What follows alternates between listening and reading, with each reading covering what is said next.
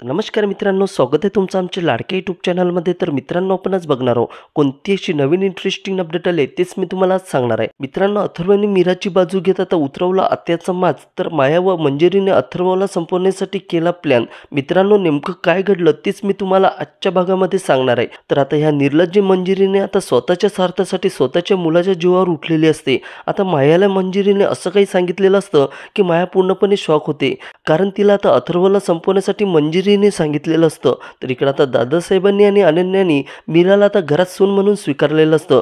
त्यामुळे मीराला आता हिंमत आलेली असते. तर दुसरीकडे वेदासाठी आता मीराने अंबिकाकडून खूप मोठं असं वचन घेतलेलं असतं. वेदाला कुठल्याही प्रसंगाला मी तिला आईची माया कमी पडू देणार नाही. त्यामुळे आता अंबिकेला खूप बरं वाटत असतं. तर इकडं मात्र आता सकाळून मीराचा ज्या लोकांनी सांभाळ केलेला असतो, तिला लहानची मोठी केलेली असते, ते आता तिचे बाबा म्हणून त्या घरामध्ये येतात.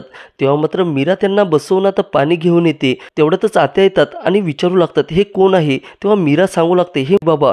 तेव्हा मात्र आत्याला खूपच राग येतो आणि रागाच्या भरामध्ये ते आता मीराच्या हातात असलेला काचेचा ग्लास खाली फेकून देतात.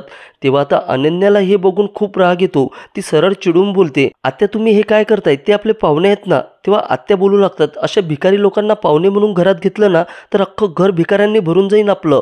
तेव्हा मात्र मीरा बोलते, आत्या हे माझे बाबा आहेत, ते कोणी नाही आहेत. तेव्हा मात्र आत्या बोलतात, तू गप्प बस, मध्ये एक शब्द सुद्धा बोलायचा नाही. तेव्हा मीराचे बाबा बोलू लागतात, तुम्ही असं का वागताय? माझ्या मुलीचं काही चुकलं का? तेव्हा आत्या बोलू लागतात, तुमची मीरा आहे ना, एक नंबरची ढोंगी आहे, ढोंगी. एका चिमुकल्या मुलीचा सारा घेत हिने या घरामध्ये सून म्हणून घुसली. तेव्हा मात्र मीराच्या आता धाकट्या बहिणीला खूप राग येतो. ती आता आत्याला बोलते की तुम्हीच आहे ढोंगी. तेव्हा मात्र आता आत्याला खूपच राग येतो. ते चवतळून आता तिच्या अंगावर जातात. आत्या आता तिला बोलू लागतात, तुझा कानच उपटून काढते मी, ढोंगी म्हणतेस तू मला? तेव्हा मीरा आता तिच्या समोर येऊन आता आत्याला थांबवते. तेवढ्यातच अथर्व येतो. तो जोरात ओरडत म्हणतो, आत्या थांबा, असं कोणी पाहुण्यांसोबत वागत असतं का? तेव्हा आत्या आता बोलू लागतात, तू हिच्यासाठी मला थांबवतोय? तेव्हा अथर्व आता आत्याला आतमध्ये घेऊन जाण्यासाठी सांगतो आणि मीराला तिच्या बाबांना खोलीमध्ये घेऊन जाण्यासाठी सांगतो. आता मीराच्या बाजूने आता अथर्वला बघून मात्र मायाला खूप संताप चढतो.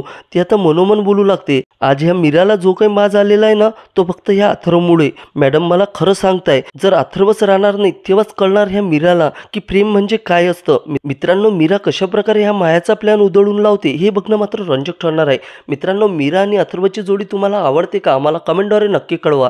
व्हिडिओ आवडल्यास लाईक आणि सबस्क्राईब करायला विसरू नका. तर मित्रांनो, भेटूया पुढच्या व्हिडिओमध्ये. तोपर्यंत जय हिंद, बाय बाय मित्रांनो.